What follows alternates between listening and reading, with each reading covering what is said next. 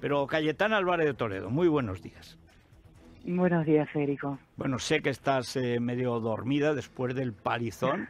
Enhorabuena por la crónica, pero la cuestión política de fondo, que ya cuentas que tiene sorprendido a los propios venezolanos de la oposición, es cómo se está organizando, casi sin fuerza, como todo lo de Guaidó, prácticamente alguien que no tenía nada en la mano, cómo a base de talento y de astucia han conseguido poner contra las cuerdas al régimen.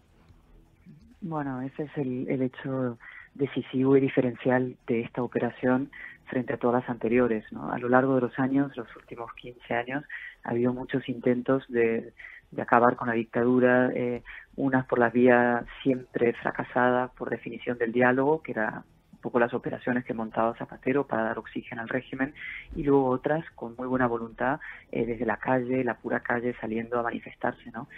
Y de repente ha sucedido esto que parecía como, es como un mecanismo de reloj, como cada pieza va encajando, es como un puzzle, ¿no? Y eso ha generado primero una sorpresa absoluta en muchísima gente y luego eso, ¿no? La idea de que hay un cerebro extranjero, una CIA, un Trump, tiene que ser Estados Unidos quien lo ha montado. Y resulta que no es así. Resulta que esta operación se monta desde Venezuela internamente por parte de líderes de la oposición y muy señaladamente por un hombre que lleva 15 meses en arresto domiciliario, que antes de esos 15 meses estuvo 3 años y medio en Ramo Verde, y que es Leopoldo López.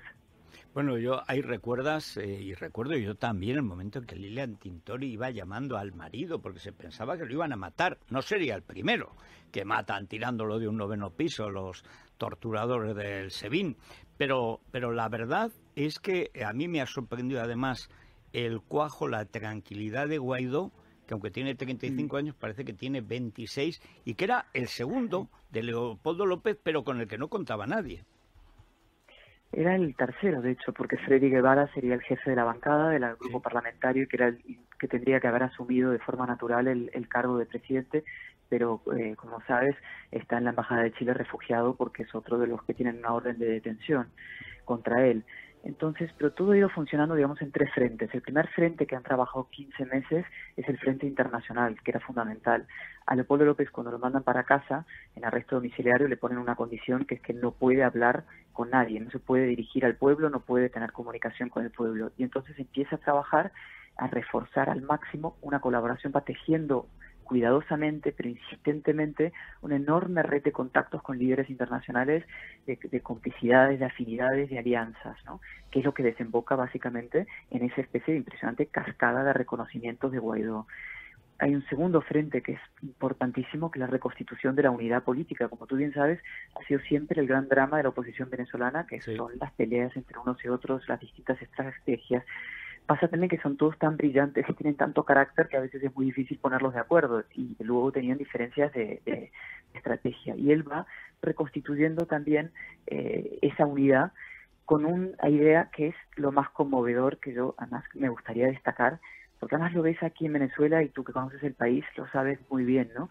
Que es el profundo respeto democrático y a los usos democráticos, a eso que llaman el hilo constitucional que tiene el pueblo de Venezuela. Anoche aquí hablando con gente me decían, no, es que nosotros nos ha pasado de alguna manera, hemos tenido una gran ingenuidad. Siempre hemos creído que la pura democracia, que no podían destruir nuestra democracia, ¿no? Que el comunismo, que los usos del socialismo del siglo XXI no podían socavar las instituciones de esa manera, pero sí podían y seguían teniendo una fe profunda en la democracia. Pues esa fe profunda en la democracia, en las instituciones, en mantener y preservar el hilo constitucional y, por tanto, la Asamblea Nacional es lo que ha hecho posible también que esta operación sea tan extraordinaria y tan moralmente superior a cualquier otra posible salida al régimen. Bueno, ahí me ha sorprendido, hoy lo recuerda a Luis Herrero, porque estábamos todavía en la COPE antes de convertirse en una entidad financiera satánica, y estábamos comentando y entraban como todos los obispos, pero a diferencia de Cuba, que a la mitad los compraron, a la otra mitad no, son heroicos y tal. En Venezuela desde el principio la Iglesia estuvo contra el gorila rojo y el gorila rojo contra la Iglesia.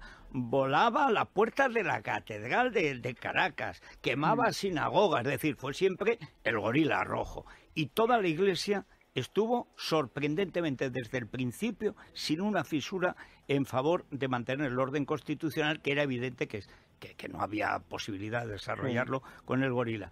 Y va el Papa y nos sí, sale ZP. Yo, sí. yo lo Yo de estuve Bergoglio no con, sé, es que es incalificable realmente.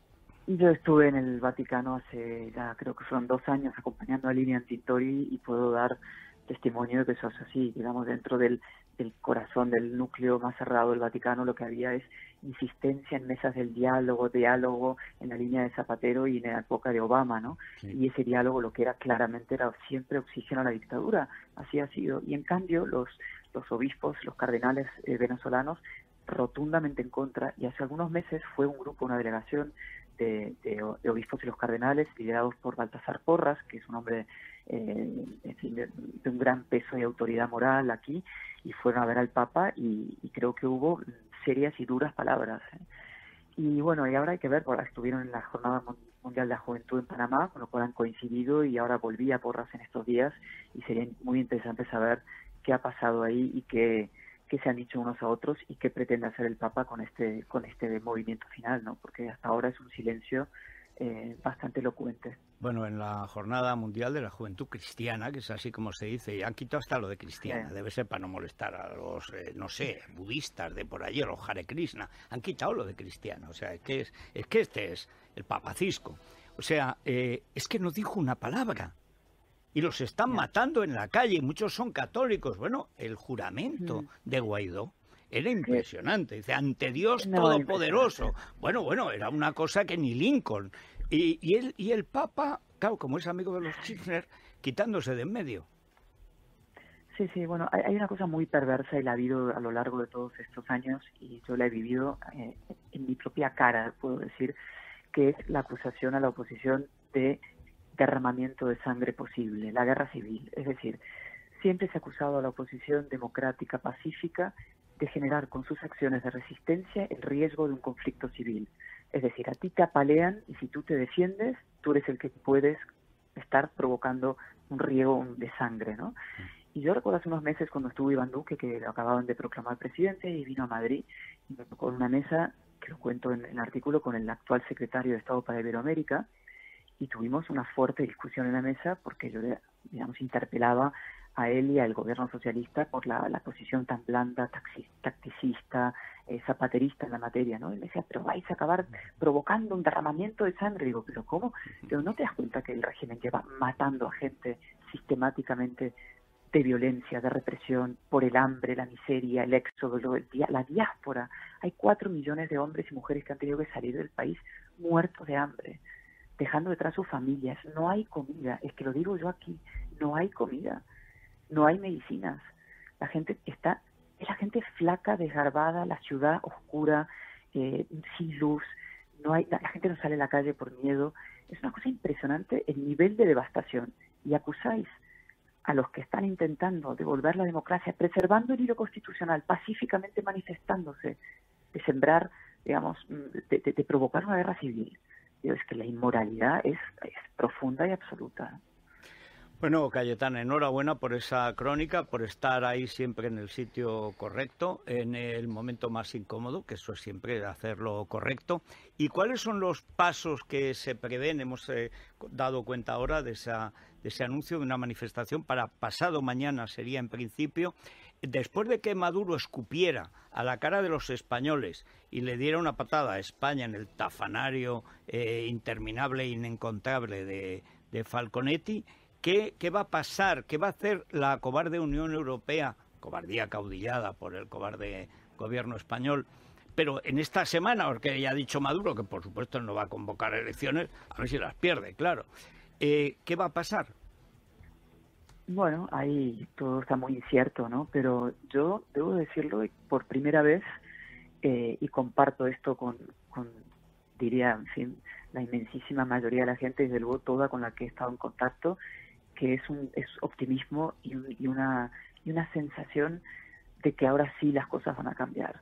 Es decir, la soledad y el aislamiento en el que están estos fantoches, que en el fondo son 20, que controlan las armas y tienen capacidad de hacer un daño inmenso por la violencia, pero que realmente son 20 tipos. Su aislamiento internacional, su aislamiento interno, es decir, el pueblo realmente ha llegado a un nivel. Mira, ayer unos policías pararon a un coche al lado nuestro, entonces lo típico, le empiezan a pedir papeles, no sé qué, dándole vueltas. En el fondo lo que estaban pidiendo era una ayuda de dinero, ¿no? Claro. Y le dicen, bueno, mira, tenemos $10. No, no, es que no queremos dólares, queremos comida, dicen. Y les van y les compran 3 pequeñas hamburguesas de carne en un stand que está al lado a los policías. Es decir, el funcionariado, incluye a los militares, ha colapsado en este país. Solo funciona ya el terror, el puro terror y en la más cerrada cúpula de arriba. Con lo cual yo creo que esto se va a caer, realmente lo creo. Y creo que por primera vez, es decir, la implicación impresionante de la comunidad internacional en cascada hace que esto no tenga vuelta atrás. Y por más amenazas, por más bravuconadas que diga Maduro, digamos, ya hay una inercia, hay una fuerza, hay una organización que ha puesto un movimiento en marcha que no tiene vuelta atrás. No sé cuántos son los días ni cómo de sucia va a ser esa, digamos, estos últimos días, pero realmente creo que no tiene vuelta atrás. Ojalá lo podamos comentar. Enhorabuena, como siempre, Cayetana. Nuestro abrazo a todos los venezolanos que luchan por la libertad, y a ver si los que la matan pues caen en el infierno, donde se encontrarán con el Papa. Porque sin ninguna duda, si el infierno no lo han recalificado y vendido, cosa que con este es muy posible, desde luego el Papa va a ser el calderero mayor o estará en la perola más grande. Muchas gracias, Cayetana.